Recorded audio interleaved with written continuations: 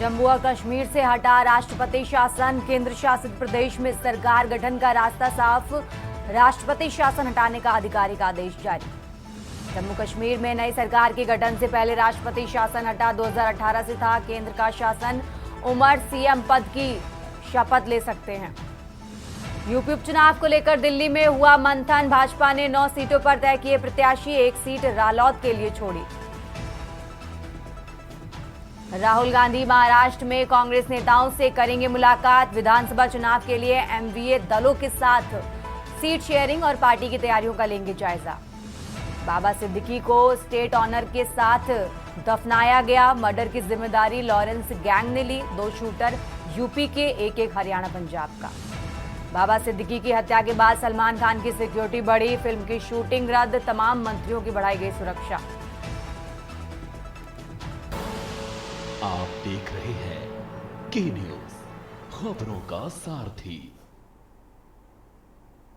नमस्कार, आप देख रहे हैं के न्यूज इंडिया। मैं हूं आपके साथ तन्वी सक्सेना और देश की बात की शुरुआत करते हैं बड़ी खबर के साथ। और दिल्ली से बड़ी जानकारी आपको बता रहे हैं, जहां जम्मू और कश्मीर से राष्ट्रपति शासन हटा। बड़ी जानकारी आपको बता रहे हैं, मुख्यमंत्री के शपथ ग्रहण से पहले हटाया गया राष्ट्रपति शासन। आपको बता दें, प्रदेश में काफी समय से लागू था राष्ट्रपति शासन। उमर अब्दुल्ला सीएम पद की शपथ ले सकते हैं। बड़ी जानकारी आपको दिल्ली से बता रहे हैं। जम्मू और कश्मीर से हटा राष्ट्रपति शासन।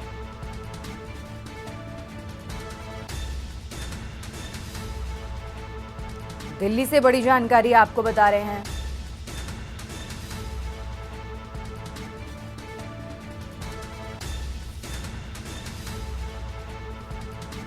जहां जम्मू कश्मीर में राष्ट्रपति शासन का अंत हुआ और अब उमर अब्दुल्ला मुख्यमंत्री पद की शपथ ले सकते हैं, ये भी जानकारी मिल रही है।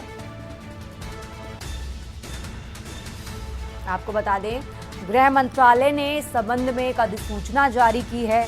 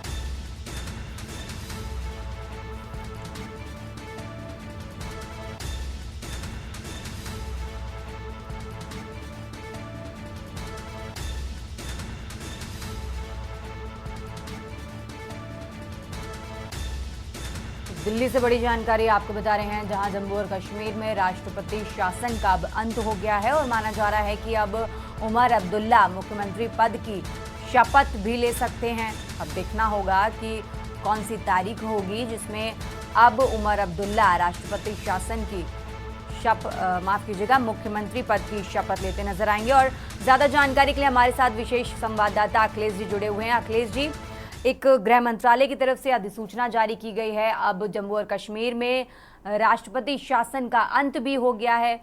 उस नोटिफिकेशन के मुताबिक और क्या कुछ जानकारी आपके पास इस पूरे मामले पर?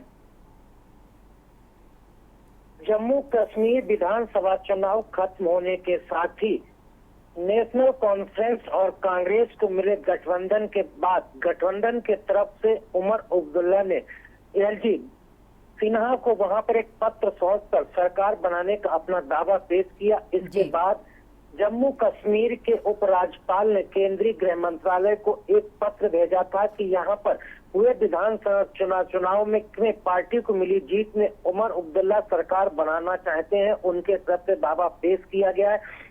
लिहाजा जम्मू कश्मीर में अब राष्ट्रपति शासन को हटाकर सरकार के गठन की प्रक्रिया को आगे बढ़ाया जा सके।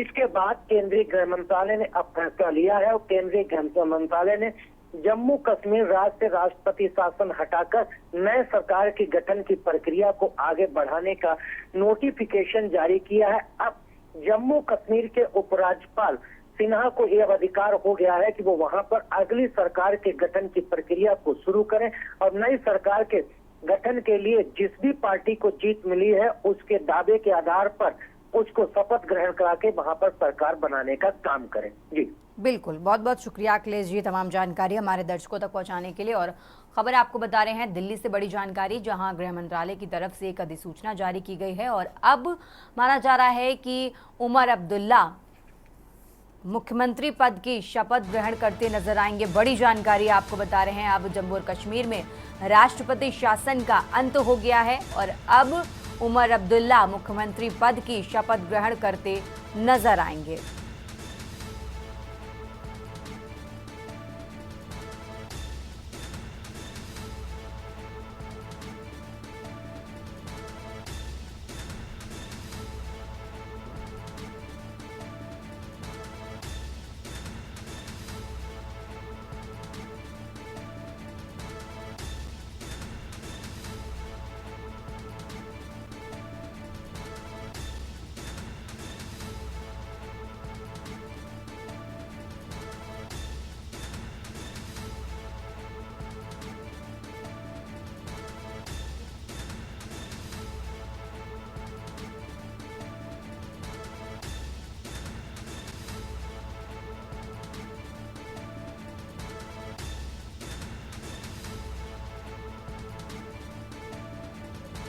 चलिए बढ़ते आगे खबरों में और दिल्ली से एक और बड़ी जानकारी आपको बता रहे हैं, जहां 3 देशों की यात्रा पर राष्ट्रपति द्रौपदी मुर्मू। राष्ट्रपति एक सप्ताह में 3 देशों की यात्रा करेंगी। बड़ी जानकारी आपको दे रहे हैं दिल्ली से। राष्ट्रपति द्रौपदी मुर्मू एक सप्ताह में 3 देशों की यात्रा करेंगी। आपको बता दें अल्जीरिया, मॉरिटानिया और मलावी की यात्रा करेंगी राष्ट्रपति।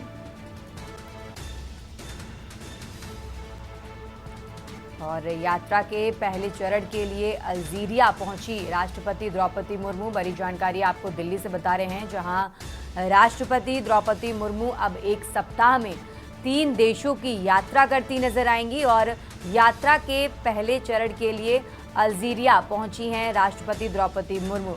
और ज़्यादा जानकारी के लिए हमारे साथ अखिलेश जी जुड़े हुए हैं। अखिलेश जी, अपनी यात्रा के पहले चरण में अब राष्ट्रपति द्रौपदी मुर्मू अल्जीरिया पहुंच चुकी हैं, उनकी यात्रा की खास बातें हमारे दर्शकों को बताएं। राष्ट्रपति द्रौपदी मुर्मू रविवार को 3 देशों की यात्रा पर रवाना हो गई। 3 देशों में ये तीनों देश अफ्रीकी देश हैं। यहाँ पर इन तीनों अफ्रीकी देशों की पहले राष्ट्रपति द्रौपदी मुर्मू होंगी जो भारत की तरफ से यात्रा पर निकले। इससे पहले इन तीनों देशों की यात्रा पर कोई भी राष्ट्रपति नहीं गया, तो इस लिहाज से इस यात्रा को बेहद अहम माना जा सकता है। राष्ट्रपति द्रौपदी मुर्मू अल्जीरिया और मॉरिटानिया और उसके साथ ही साथ मलावी की जो यात्रा करेंगी वो यात्रा उनकी 18 अक्टूबर तक चलेगी। तीनों देशों की यात्राओं के दौरान राष्ट्रपति द्रौपदी मुर्मू वहां के राष्ट्रपति, वहां के प्रधानमंत्री, विदेश मंत्रियों से मुलाकात करेंगी। इन मुलाकातों के दौरान 3 ही अफ्रीकी देशों के साथ तेल, गैस, रक्षा और सांस्कृतिक और ऐतिहासिक मामलों पर चर्चा होगी।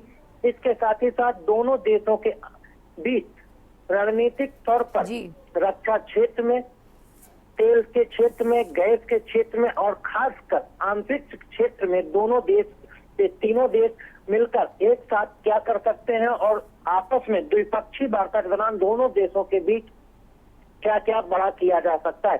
इस दौरान अगर देखा जाए तो राष्ट्रपति द्रौपदी मुर्मू वहां के एक उद्यान में, जो राष्ट्रीय उद्यान है, वहां पर इंडिया कॉर्नर का भी उद्घाटन करेंगे। इसके साथ ही साथ अफ्रीकी देश के विश्वविद्यालय में जाएंगी, जहां पर वो छात्रों से मुलाकात करने के साथ ही साथ संबोधन भी उनका होगा। द्विपक्षीय वार्ताओं के साथ मलावी के शीर्ष नेताओं के साथ मुलाकात करेंगे। इसमें मलावी के राष्ट्रपति डॉक्टर लाजरस के साथ 17 से 19 अक्टूबर के बीच में वार्ता होगी और इसके बाद दोनों देशों की तीज पर राजनीतिक और सहयोग, सांस्कृतिक और अंतर्राष्ट्रीय स्तर पर रणनीतिक तौर पर एक दूसरे देशों के साथ सहयोगात्मक रवैया अपनाने को लेकर भी भारत और तीनों अफ्रीकी देशों के बीच में वार्ता होगी। द्विपक्षीय समझौते होंगे और दोनों देश एक दूसरे के साथ सदैव अंतर्राष्ट्रीय मामलों में खड़े रहेंगे। इसको लेकर भी समझौते हो सकते हैं। बिल्कुल, राष्ट्रपति के दौरे से जुड़ी महत्वपूर्ण जानकारी आपने हमारे दर्शकों को बताई। अखिलेश जी, आप हमारे साथ बने रहिए, हम आगे भी आपसे जानकारी लेते रहेंगे। और खबर आपको दिल्ली से बड़ी जानकारी बता रहे हैं, जहां एक हफ्ते में 3 देशों के दौरे पर राष्ट्रपति द्रौपदी मुर्मू और यात्रा के पहले चरण के लिए अल्जीरिया भी पहुंच चुकी हैं राष्ट्रपति द्रौपदी मुर्मू। बड़ी जानकारी आपको दिल्ली से बता रहे हैं।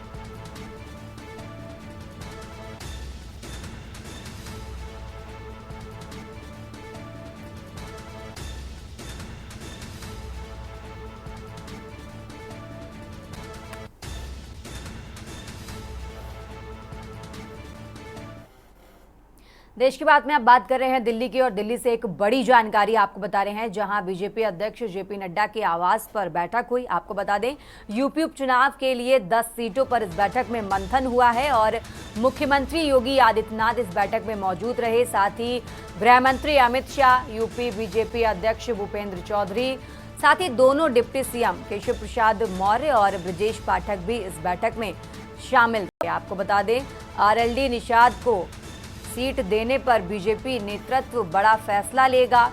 आरएलडी और निषाद पार्टी को एक एक सीट दी जा सकती है, ये सूत्रों के मुताबिक जानकारी आपको बता रहे हैं। आपको बता दें, बीते दिन दिल्ली में भारतीय जनता पार्टी की बड़ी बैठक हुई, क्योंकि आने वाले समय में यूपी के 10 सीटों पर उपचुनाव होना है और इसी को लेकर दिल्ली में भारतीय जनता पार्टी की बड़ी बैठक हुई, जिसमें बीजेपी के कई दिग्गज नेता इस बैठक में मौजूद रहे। साथ ही उत्तर प्रदेश के मुख्यमंत्री योगी आदित्यनाथ, गृह मंत्री अमित शाह समेत भारतीय जनता पार्टी के तमाम दिग्गज नेता इस बैठक में मौजूद रहे और यूपी उपचुनाव को लेकर इस बैठक में मंथन किया गया। और सूत्रों से भी जानकारी मिल रही है कि आरएलडी और निषाद पार्टी को एक एक सीट दी जा सकती है।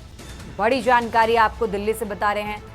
गृह मंत्री अमित शाह, यूपी बीजेपी अध्यक्ष भूपेंद्र चौधरी इस बैठक में मौजूद रहे। दोनों डिप्टी सीएम केशव प्रसाद मौर्य और ब्रजेश पाठक भी इस बैठक में शामिल रहे। और अब ये जानकारी निकलकर सामने आ रही है कि आरएलडी और निषाद पार्टी को एक एक सीट दे सकती है बीजेपी। तो बड़ी जानकारी आपको यूपी उपचुनाव से जुड़ी बता रहे हैं, जहां यूपी उपचुनाव को लेकर दिल्ली में बड़ी बैठक हुई, क्योंकि लोकसभा चुनाव के नतीजों के बाद भारतीय जनता पार्टी को यूपी में एक बड़ा झटका लगा है, जिसके बाद अब बीजेपी कोई कोर कसर नहीं छोड़ना चाहती है और एक बड़े पैमाने पर बैठक की गई, मंथन किया गया यूपी उपचुनाव को लेकर। और अब ये भी जानकारी मिल रही है कि आरएलडी और निषाद पार्टी को एक एक सीट दे सकती है बीजेपी। तो बड़ी जानकारी इस बैठक से जुड़ी आपको बता रहे हैं। और ज़्यादा जानकारी के लिए हमारे साथ विशेष संवाददाता अखिलेश जी जुड़े हुए हैं। अखिलेश जी, इस बैठक से जुड़ी एक जानकारी तो निकलकर सामने आ ही रही है कि एक एक सीट आरएलडी और निषाद पार्टी को मिलेगी। इस बैठक से जुड़ी और कई महत्वपूर्ण बातें हमारे दर्शकों को जरूर बताएं। उत्तर प्रदेश के विधानसभा उपचुनाव के लिए 10 सीटों की तैयारी को लेकर भारतीय जनता पार्टी की कल एक दिल्ली में बड़ी बैठक हुई। इस बैठक को बीजेपी के राष्ट्रीय अध्यक्ष जेपी नड्डा की अध्यक्षता में आयोजित किया गया था। इसमें केंद्रीय गृह मंत्री अमित शाह शामिल हुए थे। उत्तर प्रदेश की टीम को भी बुलाया था। सरकार से लेकर पार्टी संगठन के नेताओं को भी इसमें शामिल किया गया था। उत्तर प्रदेश के मुख्यमंत्री योगी आदित्यनाथ के अलावा भारतीय जनता पार्टी के प्रदेश अध्यक्ष भूपेंद्र चौधरी, संगठन महामंत्री धर्मपाल सिंह और डिप्टी सीएम केशव प्रसाद मौर्य और ब्रजेश पाठक को भी इसमें शामिल किया गया था, ताकि उत्तर प्रदेश के उपचुनाव में जो भी 10 सीटें हैं उन पर टिकट भारतीय जनता पार्टी उनके सहयोगी दलों की तरफ से दिया जाए। उसमें सरकार और प्रदेश के संगठन को कोई आपत्ति नहीं होनी चाहिए। इसको लेकर उनके साथ चर्चा की गई, मंथन किया गया और विचार किया गया कि इन कैंडिडेट को नाम पर मोहर पार्टी लगा सकती है और इनको मैदान में उतारा जा सकता है। तो चुनावी दंगल में भारतीय जनता पार्टी की उत्तर प्रदेश की टीम और सरकार के सभी सहयोगी इस कैंडिडेट को जिताने में आगे रहे और किसी को ये बात को कहने का मौका न मिले कि उनसे पूछ कर टिकट नहीं दिया गया तो हार हुई, तो इसकी जिम्मेदारी भी उनकी नहीं बनती। फिलहाल उत्तर प्रदेश की 10 विधानसभा सीटों पर उपचुनाव होना है। उम्मीद अभी तक ये पता चल रही है कि इसमें 9 सीटों पर भारतीय जनता पार्टी खुद अपने कैंडिडेट उतार सकती है। 1 सीट सिर्फ आरएलडी को दे सकती है। जयंत चौधरी को पश्चिमी उत्तर प्रदेश में जाट वोट को एक साथ रखने के लिए दी जा सकती है। बाकी बात रही कि ओम प्रकाश राजभर का क्या होगा, निषाद पार्टी के डॉक्टर संजय निषाद का क्या होगा, अनुप्रिया पटेल का क्या होगा। तो इन तमाम सहयोगी दलों को सीट मिलना मुश्किल लग रहा है, क्योंकि अगर किसी एक सहयोगी को देते हैं, क्योंकि जाट बेल्ट पश्चिमी उत्तर प्रदेश को साधना है, तो जयंत चौधरी यानी आरएलडी को एक टिकट एक देनी पड़ेगी। लेकिन ओम प्रकाश राजभर और निषाद पार्टी, साथ ही साथ अनुप्रिया पटेल की अपना दल पार्टी को टिकट एक सीट मिलना बेहद कम उम्मीद की जा रही है। लेकिन जयंत चौधरी को मिल सकती है। हालांकि निषाद पार्टी की तरफ से लगातार मांग की जा रही, दावेदारी भी की जा रही, उस पर चर्चा भी हुई, लेकिन टिकट मिलना मुश्किल है। यानी 1 सीट उनके गठबंधन को लड़ने के लिए दी जाए, ये बेहद कम उम्मीद के साथ कल ये बैठक खत्म हो गई। फिलहाल सूत्रों से इतनी ही जानकारी मिली थी कि आरएलडी को सीट दी जा सकती है। ठीक है अखिलेश जी, और हम अगर 1 सीट को छोड़ दें और 9 सीटों की बात करें तो बीजेपी 9 सीटों पर अपने कौन से उम्मीदवारों पर भरोसा जता सकती है? देखिए, भारतीय जनता पार्टी उन सीटों पर ऐसे कैंडिडेटों को उतारने के ओर मंथन कर रही है जो समाजवादी पार्टी के तरफ से अब तक 6 कैंडिडेट बिल्कुल उतारे गए हैं, क्योंकि कहीं ना कहीं लोकसभा चुनाव में बीजेपी को एक बड़ा झटका लगा है। इसी को लेकर हम आपसे पूछ रहे हैं कि 9 सीटों पर कोई वो बड़े नाम, क्योंकि सपा ने तो 6 सीटों पर अपने कैंडिडेट अनाउंस कर दिए हैं। देखिए, आपको बता दें कि जो 10 सीटों पर विधानसभा उपचुनाव होना है, चाहे करहल का अगर खास कर देखा जाए तो अयोध्या क्षेत्र में जो मिल्कीपुर सीट आती है, तो कहा जा सकता है कि वहां पर भारतीय जनता पार्टी किसी एक यादव कैंडिडेट को मैदान में उतार सकती है। और वो खासकर अगर कहा जाए तो लल्लू सिंह का भी नाम चर्चा में चल रहा है, क्योंकि वो बेहद कम वोटों से वहां पर चुनाव हारे हैं। गाजियाबाद में अगर देखा जाए तो यहाँ पर डॉक्टर अजय अग्रवाल का नाम चल रहा है, जो पहले भी चुनाव लड़ चुके हैं, तो इनके नाम पर लगाई जा सकती। बाकी जो खैर सीट है, यहाँ ये खैर सीट आरएलडी को दी जा सकती है। और इसके साथ ही साथ अगर देखा जाए तो जो करहल की सीट है, जहाँ से अखिलेश यादव विधायक थे, तो वहां पर बिंद या फिर साक्य समाज को टिकट दी जा सकती है। इस तरह के समीकरण भारतीय जनता पार्टी में चर्चा किए गए हैं और इन्हीं पर मंथन किया गया। बिल्कुल अखिलेश जी, आप हमारे साथ बने रहिए, हम आगे भी आपसे जानकारी लेते रहेंगे। और बड़ी जानकारी आपको दिल्ली से बता रहे हैं, जहां यूपी उपचुनाव को लेकर दिल्ली में भारतीय जनता पार्टी की महत्वपूर्ण बैठक हुई और अब माना जा रहा है कि 1 सीट पर आरएलडी और निषाद पार्टी के लिए छोड़ सकती है भारतीय जनता पार्टी।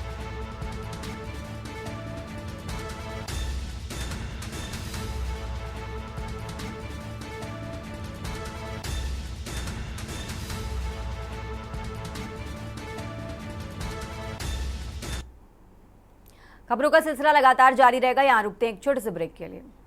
जानकारी आपको दिल्ली से बता रहे हैं, हरियाणा में बीजेपी के विधायक दल का नेता चुना जाएगा और उसी को लेकर बीजेपी ने 2 पर्यवेक्षकों की नियुक्ति की है, जिसमें केंद्रीय गृह मंत्री अमित शाह बने हरियाणा के पर्यवेक्षक, साथ ही मध्य प्रदेश के सीएम मोहन यादव को भी पर्यवेक्षक बनाया गया है। बड़ी जानकारी आपको दिल्ली से बता रहे हैं, जहां बीजेपी ने 2 पर्यवेक्षक नियुक्त किए हैं, क्योंकि हरियाणा विधानसभा चुनाव में बीजेपी ने 90 में से 48 सीटों पर जीत दर्ज की और अब सीएम कौन होगा इसका फैसला करने के लिए आलाकमान ने 2 पर्यवेक्षक नियुक्त किए हैं, जिसमें बड़े नाम आपको बता रहे हैं गृह मंत्री अमित शाह और मध्य प्रदेश के सीएम मोहन यादव का नाम निकलकर सामने आ रहा है। बीजेपी ने 2 पर्यवेक्षक नियुक्त किए हैं। आपको बता दें केंद्रीय गृह मंत्री अमित शाह और मध्य प्रदेश के मुख्यमंत्री मोहन यादव को पर्यवेक्षक बनाया गया है। दिल्ली से बड़ी जानकारी आपको बता रहे हैं, दोनों को विधायक दल का नेता चुनने के लिए केंद्रीय पर्यवेक्षक बनाया गया है। बड़ी जानकारी आपको दिल्ली से बता रहे हैं और ज्यादा जानकारी के साथ हमारे साथ अखिलेश जी जुड़े हुए हैं। अखिलेश जी, बीजेपी ने 2 पर्यवेक्षक नियुक्त कर दिए हैं, क्या माना जाए कि विधायक दल का नेता किसको चुना जाएगा? कोई बड़ा नाम निकलकर सामने आ रहा है? हरियाणा के विधानसभा चुनाव खत्म होने के बाद भारतीय जनता पार्टी को मिली जीत के बाद अब सरकार के गठन की प्रक्रिया की ओर भारतीय जनता पार्टी बढ़ रही है। भारतीय जनता पार्टी ने हरियाणा में सरकार बनाने की आगे की ओर बढ़ने के लिए ही भारतीय जनता पार्टी के राष्ट्रीय टीम के तरफ से 2 पर्यवेक्षकों की नियुक्ति की गई है। इसमें केंद्रीय गृह मंत्री अमित शाह और मध्य प्रदेश के मुख्यमंत्री मोहन यादव को पर्यवेक्षक बनाया गया है। दोनों पर्यवेक्षक दिल्ली से चंडीगढ़ जाएंगे, वहां पर हरियाणा के भारतीय जनता पार्टी के विधायकों की एक बड़ी बैठक होगी। इस बैठक के दौरान सभी विधायकों से केंद्रीय पर्यवेक्षक राय लेंगे और उसमें जरूरत पड़ी तो 1 to 1 भी बात की जा सकती है, अलग अलग गुट के साथ भी बात की जा सकती है और सब कुछ सामान्य चलेगा तो एक साथ सभी विधायकों को बैठाल कर चर्चा होगी और उसमें विधायक दल का नेता किसको चुना जाएगा और जो भारतीय जनता पार्टी के संसदीय बोर्ड की तरफ से फैसला लिया गया उसके हिसाब से हरियाणा के विधायकों के द्वारा जिस भी विधायक को विधायक दल का नेता चुना जाएगा वही विधायक दल का नेता अगला मुख्यमंत्री हो सकता है। तो उम्मीद पूरी ये की जा सकती है कि हरियाणा के मुख्यमंत्री नायब सिंह सैनी प्रधानमंत्री मोदी से मिलकर हरियाणा वापस जा चुके हैं। केंद्रीय गृह मंत्री से उनकी मुलाकात हो चुकी है और उम्मीद पूरी यही जताई जा रही है कि हरियाणा का विधानसभा चुनाव भारतीय जनता पार्टी ने मुख्यमंत्री नायब सिंह सैनी के चेहरे पर लड़ा था। गठबंधन साथ में था, भारतीय जनता पार्टी की रणनीति थी, लेकिन चेहरा आगे नायब सिंह सैनी का ही रखा गया था। तो उम्मीद की जा रही है कि अब विधायक दल के नेता के तौर पर एक बार फिर नायब सिंह सैनी को चुना जा सकता है और विधायक दल का नेता चुना जाते ही 17 अक्टूबर को शपथ ग्रहण हो सकता है और एक बार फिर हरियाणा के मुख्यमंत्री नायब सिंह सैनी बन सकते हैं। बिल्कुल अखिलेश जी, बहुत बहुत शुक्रिया, आप हमारे साथ बने रहिए, हम आगे भी आपसे जानकारी लेते रहेंगे। और खबर आपको बता रहे थे दिल्ली से, जहां बीजेपी ने अपने 2 पर्यवेक्षकों को नियुक्त किया है। आपको बता दें हरियाणा में विधायक दल का नेता कौन होगा इस पर चर्चा की जाएगी, जिसके लिए बैठक 16 अक्टूबर को होगी, जिसमें दोनों पर्यवेक्षक मौजूद रहेंगे। बड़ी जानकारी आपको दिल्ली से बता रहे हैं। आपको बता दें केंद्रीय गृह मंत्री अमित शाह और मध्य प्रदेश के मुख्यमंत्री मोहन यादव को पर्यवेक्षक के रूप में नियुक्त किया गया है और एक बड़ी बैठक 16 अक्टूबर को होगी, जिसमें ये दोनों पर्यवेक्षक मौजूद रहेंगे और विधायक दल का नेता माना जा रहा है कि नायब सिंह सैनी को ही चुना जाएगा और एक बार फिर से हरियाणा के मुख्यमंत्री के तौर पर नायब सिंह सैनी शपथ लेते नजर आएंगे।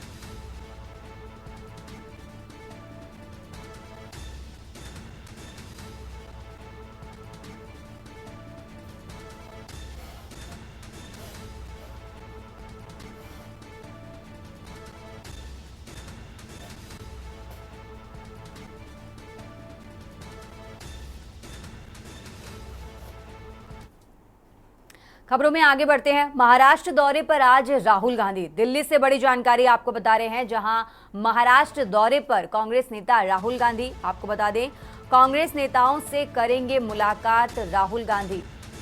सुबह 10 बजे कांग्रेस नेताओं के साथ चर्चा करते नजर आएंगे। साथ ही बैठक में विधानसभा चुनाव को लेकर समीक्षा की जाएगी, चर्चा की जाएगी। इस बैठक में महाराष्ट्र कांग्रेस चीफ नान पटोले रहेंगे मौजूद। बड़ी जानकारी आपको बता रहे हैं, पार्टी लगभग 100 से 110 सीटों पर चुनाव लड़ने की तैयारी कर रही है और इसी को लेकर आज महाराष्ट्र के दौरे पर कांग्रेस नेता राहुल गांधी। बड़ी जानकारी आपको बता रहे हैं, आने वाले समय में महाराष्ट्र में विधानसभा चुनाव होने हैं और इसी को लेकर आज महाराष्ट्र के दौरे पर कांग्रेस नेता राहुल गांधी हैं। करीब 10 बजे का वो समय बताया जा रहा है, जिस समय वो महाराष्ट्र पहुंचकर वहां पर बैठक करते नजर आएंगे। कांग्रेस नेताओं के साथ ये बैठक रखी गई है और माना जा रहा है कि पार्टी लगभग 100 से 110 सीटों पर चुनाव लड़ने की तैयारी कर रही है। सुबह 10 बजे का समय जब कांग्रेस नेताओं के साथ बातचीत करते नजर आएंगे राहुल गांधी। बैठक में विधानसभा चुनाव को लेकर समीक्षा करेंगे। बड़ी जानकारी आपको दिल्ली से बता रहे हैं और ज्यादा जानकारी के साथ हमारे साथ अखिलेश जी बने हुए हैं। अखिलेश जी, महाराष्ट्र में आने वाले समय में विधानसभा चुनाव होने हैं। आज महाराष्ट्र के दौरे पर राहुल गांधी हैं। क्या कुछ खास बातें आज की बैठक के बाद निकलकर सामने आ सकती हैं? महाराष्ट्र के आगामी विधानसभा चुनाव को लेकर कांग्रेस ने कमर कस दी है और रणनीतिक तौर पर हर तैयारी को अंतिम अंजाम देने के लिए लगी हुई है। इसी कड़ी में राहुल गांधी भी आज कांग्रेस नेताओं के साथ बड़ी बैठक कर रहे हैं। अब कांग्रेस की बड़ी बैठक में राहुल गांधी महाराष्ट्र विधानसभा चुनाव की कांग्रेस की चल रही तैयारियों की समीक्षा करेंगे।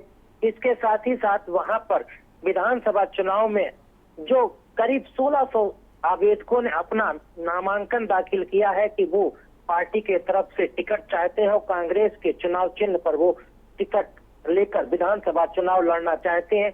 इन तमाम चीजों को लेकर आज राहुल गांधी के साथ कांग्रेस के महाराष्ट्र के बड़े नेताओं की बैठक होगी।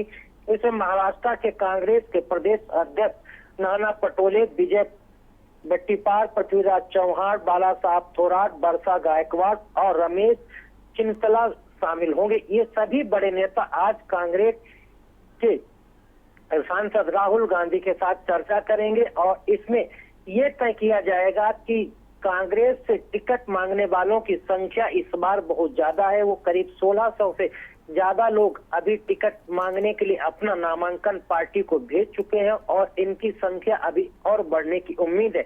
जबकि कांग्रेस को चुनाव लड़ने के लिए महाराष्ट्र विधानसभा में 100 से 110 सीटें ही गठबंधन में मिलने की उम्मीद है। तो कैंडिडेट के जो नामांकन आ रहे हैं कांग्रेस पार्टी को, उनका सिलेक्शन कैसे किया जाए, उनको कैसे चिन्हित किया जाए और उसमें जिताऊ कैंडिडेट कांग्रेस के लिए कौन हो सकता है जो वहां पर भारतीय जनता पार्टी वाले गठबंधन के कैंडिडेट्स को हरा सकता है। इन तमाम रणनीति को लेकर, चुनावी विधानसभा तैयारियों को लेकर, कैंडिडेट के नामों को सिलेक्शन को लेकर और कितनी सीटें गठबंधन से मांगी जाएं और कितनी सीटें गठबंधन आराम से दे सकता है और वो कौन कौन सी सीटें हो सकती हैं जिन सीटों पर कांग्रेस अपनी दावेदारी गठबंधन के साथ ठोके और गठबंधन से उन सीटों की मांग करे कि ये सीटें कांग्रेस के कोटे में दी जाएं जहां पर वो अपने कैंडिडेट्स को उतार सके और विधानसभा चुनाव में महाराष्ट्र में जीत दर्ज कर एक सरकार कांग्रेस गठबंधन बना सके। बिल्कुल अखिलेश जी, आप हमारे साथ बने रहिए, हम आगे भी आपसे अपडेट लेते रहेंगे। और खबर आपको बता रहे थे जहां महाराष्ट्र में आने वाले समय में विधानसभा चुनाव होने हैं और उसी को लेकर कांग्रेस पार्टी अलर्ट मोड पर नजर आ रही है। आज महाराष्ट्र के दौरे पर हैं कांग्रेस नेता राहुल गांधी। साथ ही करीब 10 बजे का वो समय बताया जा रहा है जब वो कांग्रेस नेताओं के साथ बातचीत करते नजर आएंगे, मुलाकात करते नजर आएंगे, क्योंकि महाराष्ट्र विधानसभा चुनाव बेहद करीब है और इसीलिए कांग्रेस पार्टी अलर्ट मोड पर नजर आ रही है। देश की बात में यहाँ रुकते हैं एक छोटे से ब्रेक के लिए, जल्द हाजिर होंगे।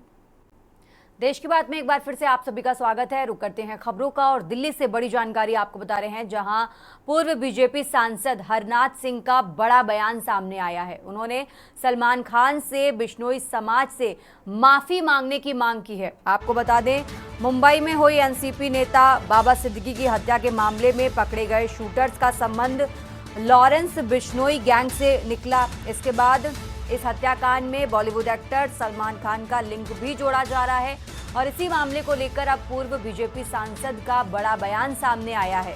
उन्होंने सलमान खान से माफी मांगने के लिए कहा है। उन्होंने लिखा कि सलमान खान जी, आपने काला हिरण मारा, बाद में उसे पकाकर खा लिया, इससे बिश्नोई समाज की भावनाएं आहत हुई। आपको बता दें, उन्होंने सलमान खान से बिश्नोई समाज से माफी मांगने के लिए कहा है। ये बड़ी मांग की गई है पूर्व बीजेपी सांसद की तरफ से। आपको बता दें, मैनपुरी निवासी हैं बीजेपी पूर्व सांसद और इसी खबर पर ज्यादा जानकारी के लिए हमारे साथ अखिलेश जी बने हुए हैं। अखिलेश जी, ये खबर बहुत बड़ी है क्योंकि इस तरीके का बयान देना, अब बीजेपी पूर्व सांसद हरनाथ सिंह की तरफ से ये बयान दिया गया, क्या कुछ अपडेट इस खबर पर आपके पास?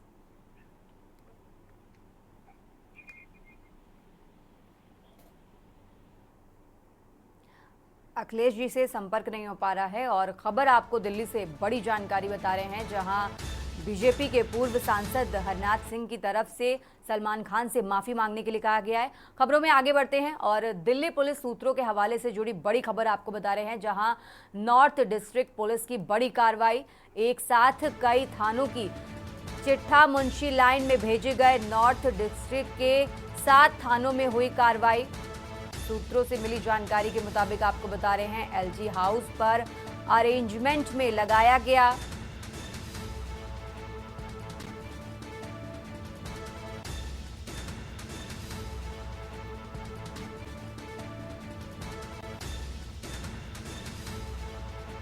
नॉर्थ डिस्ट्रिक्ट पुलिस की बड़ी कार्रवाई। एक साथ कई थानों के चिट्ठा मुंशी लाइन में भेजे गए।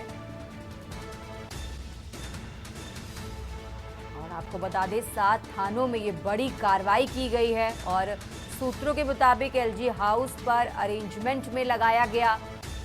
दिल्ली से बड़ी जानकारी आपको बता रहे हैं, जहां नॉर्थ डिस्ट्रिक्ट पुलिस की बड़ी कार्रवाई सामने आई है। एक साथ कई थानों के चिट्ठा मुंशी लाइन में भेजे गए।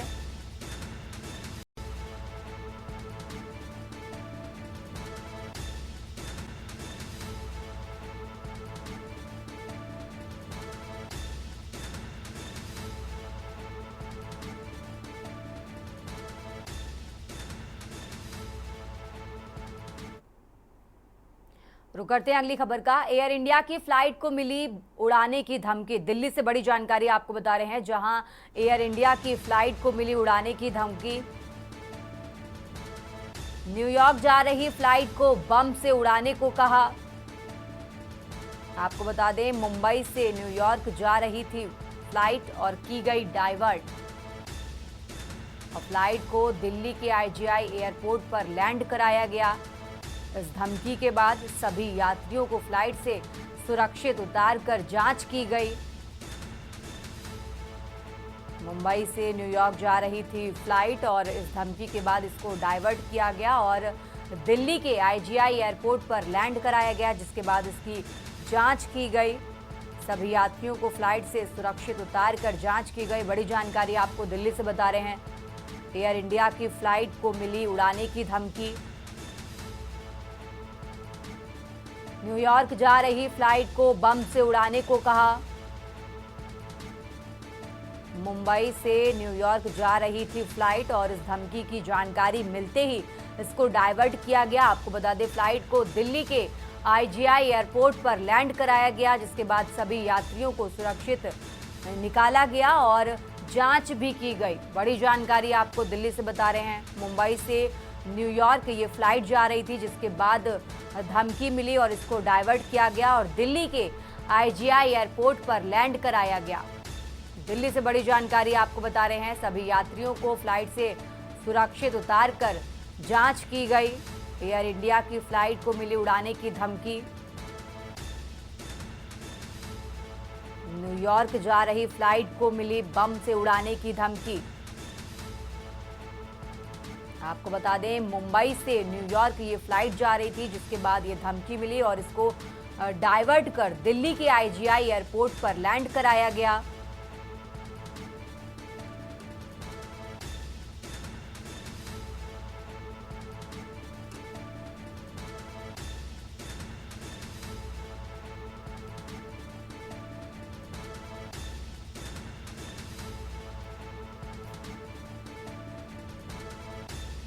दिल्ली से बड़ी जानकारी आपको बता रहे हैं, जहां सभी यात्रियों को फिलहाल फ्लाइट से सुरक्षित उतारकर जांच की जा रही है और एयर इंडिया की फ्लाइट को बम से उड़ाने की धमकी मिली। आपको बता दें, मुंबई से न्यूयॉर्क ये फ्लाइट जा रही थी, जिसके बाद ये जानकारी मिलते ही इसको दिल्ली के आईजीआई एयरपोर्ट पर लैंड कराया गया। फ्लाइट न्यूयॉर्क जा रही थी, लेकिन इसको दिल्ली डाइवर्ट किया गया और दिल्ली के आईजीआई एयरपोर्ट पर लैंड कराया गया, जिसके बाद सभी यात्रियों को फ्लाइट से सुरक्षित उतारा गया और फिलहाल जांच की जा रही है। दिल्ली से बड़ी जानकारी आपको दे रहे हैं, जहां एयर इंडिया की फ्लाइट को मिली बम से उड़ाने की धमकी।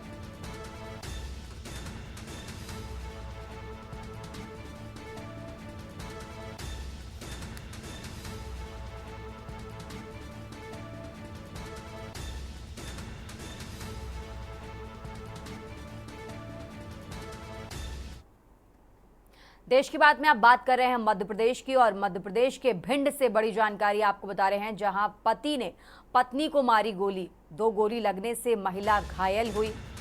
भिंड से खबर आपको बता रहे हैं, जहां पति ने पत्नी को मारी गोली। 2 गोली लगने से महिला हुई घायल। फिलहाल घायल महिला को अस्पताल में इलाज के लिए भर्ती कराया गया है। आपको बता दें, 2.5 साल बाद महिला ससुराल पहुंची थी। फिलहाल पुलिस ने मामला दर्ज किया है और अटेर रोड थाना क्षेत्र का ये मामला आपको बता रहे हैं, जहां पति ने पत्नी को मारी गोली। 2.5 साल बाद महिला ससुराल पहुंची थी। फिलहाल पुलिस ने मामला दर्ज किया है। अटेर रोड थाना क्षेत्र का ये मामला आपको बता रहे हैं, जहां पति ने पत्नी को मारी गोली। 2 गोली लगने से महिला हुई घायल। घायल महिला को अस्पताल में इलाज के लिए भर्ती कराया गया है। आपको बता दें, करीब 2.5 साल बाद ये महिला अपने ससुराल पहुंची थी। फिलहाल घायल महिला को अस्पताल में इलाज के लिए भर्ती कराया गया है और अटेर रोड थाना क्षेत्र का ये मामला आपको बता रहे हैं, जहां पति ने पत्नी को मारी गोली और 2 गोली लगने से महिला हुई घायल। फिलहाल पुलिस ने इस पूरे मामले पर संज्ञान लिया है और मामला दर्ज कर लिया है। अटेर रोड थाना क्षेत्र का ये मामला आपको बता रहे हैं, जहां पति ने पत्नी को मारी गोली, जिसके बाद महिला घायल हो गई और फिलहाल उसे अस्पताल में इलाज के लिए भर्ती कराया गया है।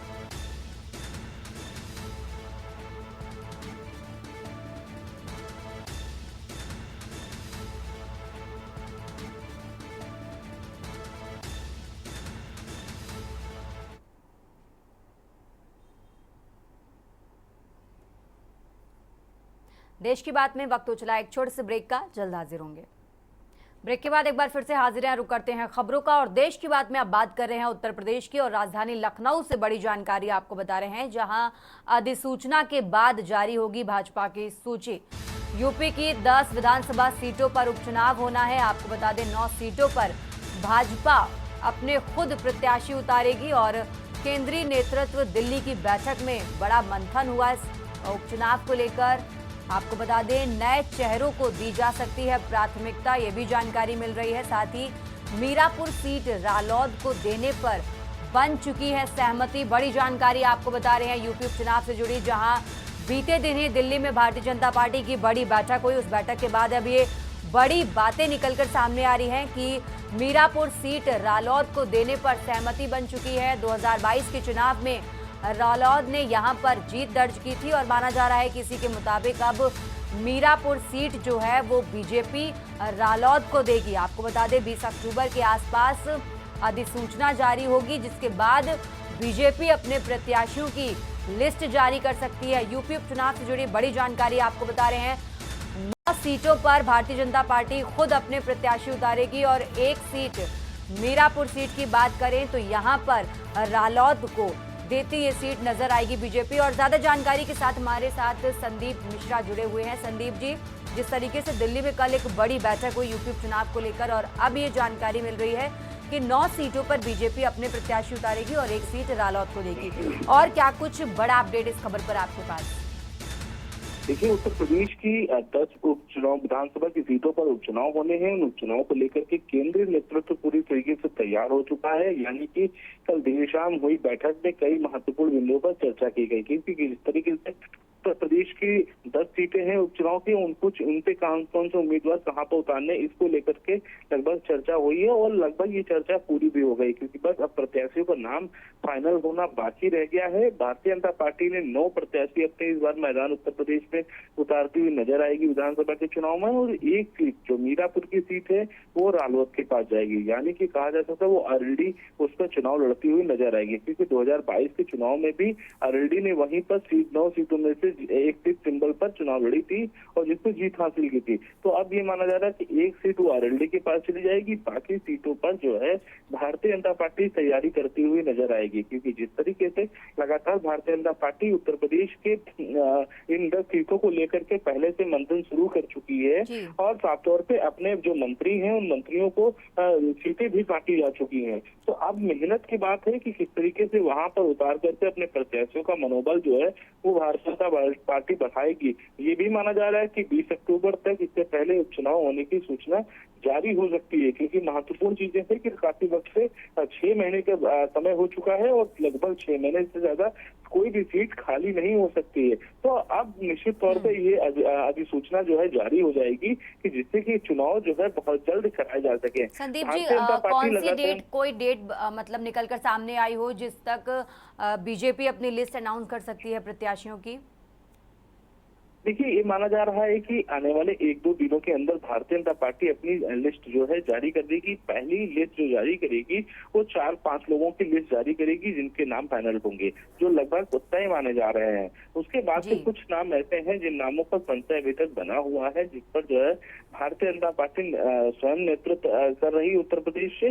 दूसरी चीज, केंद्र का भी सहयोग जो है वो मांगती हुई नजर आ रही है। एक सीट आरएलडी में जाना तय माना जा रहा है और इसके साथ साथ संजय निषाद पार्टी जो कि इनकी सहयोगी पार्टी हुआ करती है भारतीय जनता पार्टी को, उनको इस बार उपचुनाव में कोई भी सीट नहीं देने वाली भारतीय जनता पार्टी। वहां पर इस बार भारतीय जनता पार्टी का ही सिंबल पर चुनाव जो है वो होगा, ये माना जा रहा है। इसके साथ ही साथ 20 अक्टूबर जो हमने डेट बताई है, इस डेट के आसपास जो है अधिसूचना जारी की जा सकती है, यानी कि चुनाव आयोग जारी कर सकता है और क्लियर कर सकता है कब से कब तक के चुनाव बीच में कराने हैं। तो चुनाव आयोग अब डिपेंड करेगा कितनी जल्दी चुनाव कराएंगे, क्योंकि कहा जाता है कि 6 महीने से अधिक जो है कोई भी सीट खाली नहीं होनी चाहिए। तो वक्त गुजरता जा रहा है, तो अब बहुत जल्द जो है अधिसूचना इसकी जारी हो जाएगी। जी संदीप जी, आप हमारे साथ बने रहिए, हम आगे भी आपसे अपडेट लेते रहेंगे। और खबर आपको बता रहे थे राजधानी लखनऊ से, जहां जल्द ही भारतीय जनता पार्टी अब अपने प्रत्याशियों की लिस्ट जारी कर सकती है। बीते दिन दिल्ली में एक बड़ी बैठक हुई जिसमें बीजेपी के तमाम दिग्गज मौजूद रहे और अब जल्द ही भारतीय जनता पार्टी अपने प्रत्याशियों की लिस्ट भी जारी कर सकती है। खबरों में आगे बढ़ते हैं, लखनऊ से एक और बड़ी जानकारी आपको बता रहे हैं, जहां अमन गौतम के परिवार से आज मुलाकात करते नजर आएंगे अजय राय। आपको बता दें, करीब 10 बजे का वो समय बताया जा रहा है जब वो कांग्रेस प्रदेश अध्यक्ष अमन गौतम के परिवार से मुलाकात करते नजर आएंगे। आपको बता दें, पुलिस पर अमन के साथ बर्बरता करने का आरोप लगा है। पुलिस कस्टडी में अमन गौतम की मौत हुई, जिसके बाद पीड़ित परिवार मांग कर रहा है कार्रवाई की। और आज ये बड़ी जानकारी निकलकर सामने आ रही है, जहां पीड़ित परिवार से मुलाकात करते नजर आएंगे कांग्रेस प्रदेश अध्यक्ष।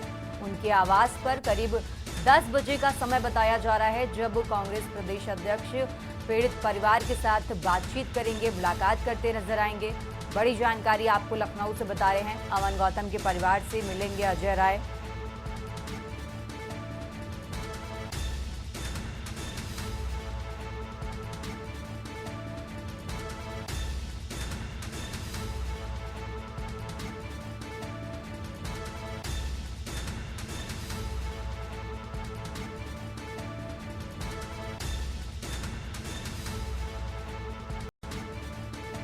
लखनऊ से बड़ी जानकारी आपको बता रहे हैं, जहां अमन गौतम के परिवार से मुलाकात करते नजर आएंगे कांग्रेस प्रदेश अध्यक्ष। और ज्यादा जानकारी के साथ हमारे साथ संदीप जी जुड़े हुए हैं। संदीप जी, जिस तरीके से आज अमन गौतम के परिवार से मुलाकात करेंगे कांग्रेस प्रदेश अध्यक्ष, इससे पहले भी कई नेता उनके परिवार से मुलाकात कर चुके हैं, और क्या कुछ बड़ी बातें निकलकर सामने आएंगी?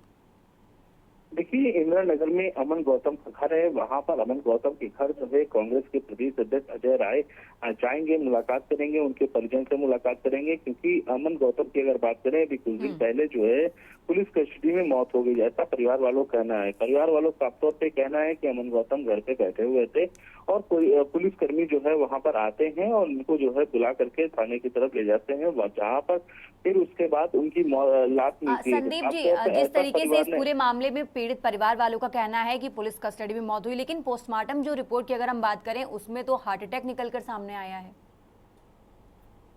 देखिए जो जिस तरीके से जब वहां पर जब पुलिस पहुंचती है, पुलिस उनको लेकर के जाती है अमन को, तो ये आरोप परिवार वाले लगा रहे हैं। अमन गौतम के परिवार का साफ तौर पे कहना है कि अमन गौतम उस वक्त घर पे हुआ बैठे थे, घर पे कुछ काम कर रहे थे, उस समय पुलिस वहां पे आती है और उनको यहाँ से लेकर के जाती है, जिसके बाद से उनकी फिर उसके बाद उनकी मौत हो जाती है। ये बात कहती हुई उनके परिवार वाले नजर आ रहे हैं। महत्वपूर्ण बात यह है कि घर में छोटे छोटे बच्चे हैं, 3 साल की उनकी बेटी अमन गौतम की, और इस तरीके से परिवार का होना, क्योंकि कल जिस तरीके से आजाद समाज के अध्यक्ष रावण उनसे मुलाकात करने के लिए उनके घर गए थे, आज कांग्रेस के प्रदेश अध्यक्ष अजय राय मुलाकात करने जा रहे हैं। और कल की फिर बात करते हैं तो कल जो कि विधायक है यहाँ से नीरज बोरा, वो उनके परिवार से मुलाकात करने गए थे। साफ तौर पे परिवार वाले अब जो है मुआवजे की मांग करते हुए नजर आ रहे हैं। इसी तरीके से लेकर के इस कड़ी में लगातार जो है अब ये कहीं ना कहीं एक जो अमन गौतम की जो मौत है वो कहीं ना कहीं एक तरफ देखा जाए तो राजनीतिक पहलू जो है बनती चली जा रही है, क्योंकि कहीं ना कहीं अब जो है जो राजनीतिक पार्टियां हैं वो अमन के घर पहुंच रही हैं और अमन के घर पहुंच करके संवेदना व्यक्त करती हुई नजर आ रही हैं। बिल्कुल संदीप जी, आप नजर बनाए रखिएगा और हम आगे भी आपसे अपडेट लेते रहेंगे। और खबर आपको बता रहे थे राजधानी लखनऊ से, जहां अमन गौतम के परिवार से आज कांग्रेस प्रदेश अध्यक्ष अजय राय मुलाकात करेंगे। करीब 10 बजे का समय बताया जा रहा है जब पीड़ित परिवार से मुलाकात करते नजर आएंगे अजय राय। बड़ी जानकारी आपको बता रहे हैं लखनऊ से।